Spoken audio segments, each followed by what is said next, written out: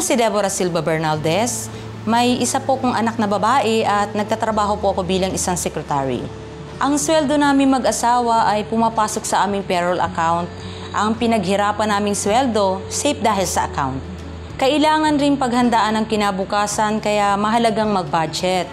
Kaya nagbukas kami ng separate bank account para makapag-save at maglaan para sa emergency fund.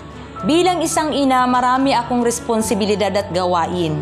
Buti at mayroong mga paraan na tipid sa oras, pagod at gastos.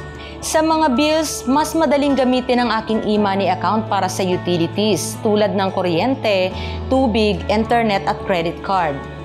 Ginagamit ko naman ang aking bank account debit card para sa online grocery shopping, car loan at tuition fee ng aking anak.